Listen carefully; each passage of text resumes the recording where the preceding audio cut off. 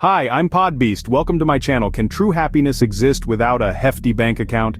It's a question that's been asked over and over throughout the ages, and yet, the answer remains elusive. As a society, we've become so entwined with the idea that happiness is directly proportional to wealth. We chase after the dollar, the euro, the yen, believing that with each added zero to our bank account, inch closer to bliss.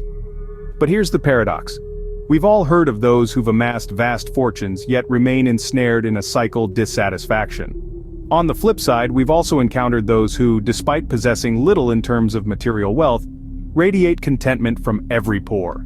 They laugh easily, sleep soundly, and live fully, seemingly unfettered by the financial constraints that bind so many of us.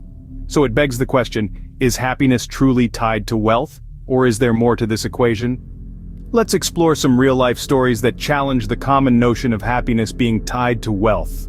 Meet John, a man who ditched the corporate world to live a simpler life. Once a high-flying executive, John traded his tailored suits and luxury car for a humble existence in a small town. He swapped the artificial chill of air-conditioned offices for the whispering breeze of the countryside, the cold gleam of skyscrapers for the warm glow of a setting sun. He found happiness not in spreadsheets and sales targets, but in the scent of freshly cut grass, the laughter of his neighbors, the rhythm of the seasons. John discovered wealth not in his bank account, but in the richness of his experiences, the depth of his connections, the abundance of his time. Now let's turn to Maria. She's a woman who finds joy in the service of others. Her wealth is not measured in dollars and cents, but in smiles and thank yous. Maria spends her days volunteering, pouring her heart into causes that matter to her. She feeds the homeless, tutors underprivileged children, plants trees in her community.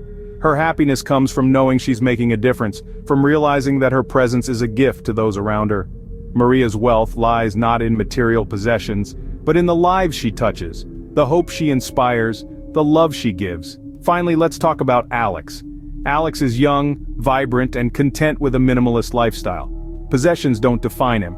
Instead, he values experiences over things. He travels light but lives fully. He explores new cities, savors different cuisines, learns from diverse cultures. For Alex, happiness is a journey, not a destination. He finds joy not in accumulating stuff, but in collecting memories and embracing the world with an open heart and a curious mind. As we can see from these stories, happiness can be found in many places, often far from the glitz and glamour of wealth. So, what can we learn from these stories? These tales of joy and contentment offer us valuable insights into the true essence of happiness. Take John, for example, who found his joy not in material possessions, but in the simplicity of everyday life and the warmth of his community. Or consider Maria, who traded material wealth for a life of service, finding fulfillment in the smiles she brought to others. Remember Alex, who chose a minimalist lifestyle and in doing so, discovered contentment in the absence of clutter. These stories challenge our societal notions of wealth and happiness.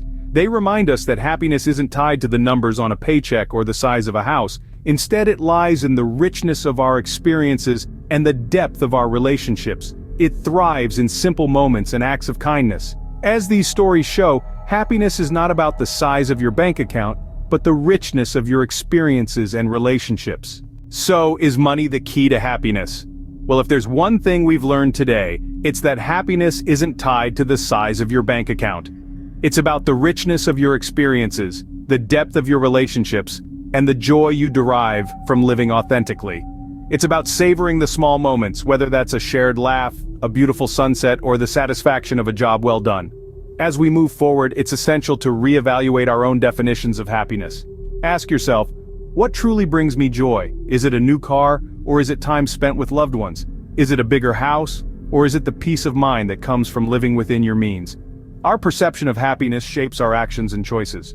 So let's redefine what happiness means to us, focusing less on material goods and more on meaningful experiences. Remember, happiness is not a destination, but a journey. And often, it's the simplest things that make the journey worthwhile.